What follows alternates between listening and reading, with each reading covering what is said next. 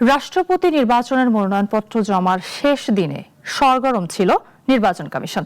বিএনপির প্রার্থী মির্জা ফখরুল ইসলাম আলমগীর ও জামাত নেতৃত্বাধীন ১১ দলীয় জোটের প্রার্থী কর্নেল অবসরপ্রাপ্ত অলি আহমেদের পক্ষে মনোনয়নপত্র জমা দেওয়া হয়। সব মিলিয়ে দুই প্রার্থীর নামে জমা পড়েছে ৩টি মনোনয়নপত্র। বিস্তারিত প্রতিবেদনে। সকালে আগারগাঁও নির্বাচন কমিশন ভবনে রাষ্ট্রপতি নির্বাচনের মনোনয়ন জমা দেয় জামায়াত নেতৃত্বাধীন ১১ দলীয় ঐক্যজোট। জোটের প্রার্থী কর্নেল অবসরপ্রাপ্ত অলি আহমেদের নামে জমা পড়ে ২টি মনোনয়নপত্র। মনোনয়ন জমা শেষে জোটের সমন্বয়ক ও জামায়াতের সহকারী সেক্রেটারি জেনারেল বলেন, গণভোটের রায় বাস্তবায়ন হলে সংবিধান অনুযায়ী সংসদ সদস্যরা নিজ দলের বাইরে গিয়েও ভোট দেওয়ার সুযোগ পেতেন। সরকার যদি চায় একটা অ্যাক্ট বা অধ্যাদেশ, প্রথম অধ্যাদেশ পরে অ্যাক্ট হয়, অধ্যাদেশ জারি করেও কিন্তু করতে পারে। বলেন, সরকার চাইলে এখনো অধ্যাদেশ জারি করে গণভোটের রায় বাস্তবায়ন করতে পারে। এ নিয়ে বিএনপি গড়িমসি করছে বলেও অভিযোগ করেন তিনি।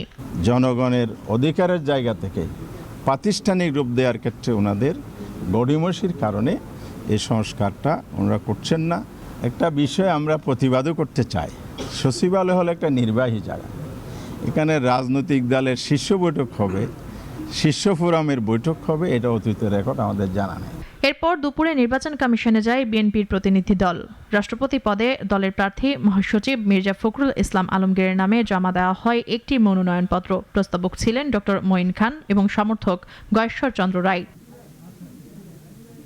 সরকার দলীয় চিফ হুইপ বলেন, সরকার গঠনের পর থেকেই মানুষের প্রত্যাশা পূরণে কাজ করছে বিএনপি। তার দাবি, স্বাক্ষরিত জুলাই সনদ অক্ষরে অক্ষরে পালন করবে বিএনপি। প্রধানমন্ত্রী তিনি ঘোষণা করেছেন যে জুলাই সনদের অক্ষর, দাড়ি, কমা, বিন্দু, সেমিকলন আমরা সবাই বাস্তবায়ন করবো, যারা দক্ষিণ প্লাজায় স্বাক্ষরিত হয়েছে। সংসদ সচিবালয়ে বিএনপির স্থায়ী কমিটির মিটিং নিয়ে জামায়াতের সমালোচনার জবাব দেন। অনেক দিনের জন্য পরিবর্তন হবে, কাজে আমরা সেই সিদ্ধান্ত। দিনের কার্যক্রম শেষে নির্বাচন কমিশন জানায় মোট মনোনয়নের সংখ্যা ৩টি। আমরা এ যাবৎ ৩টা মনোনয়নপত্র পেয়েছি, 2টা পেয়েছি। যাচাই বাছাইয়ের পরে আমরা যেটা আইন অনুযায়ী, যেটা প্রথমটাই যদি বৈধ হয়ে যায়, দ্বিতীয়টার বাছাই করার দরকার নেই। আগামী 16 আগস্ট হবে প্রার্থিতা যাচাই বাছাই। দিয়েছেন এটা তো ওনারা বলবেন, আমি কি করব। মুনিয়া চৌধুরী, নাগরিক, ঢাকা।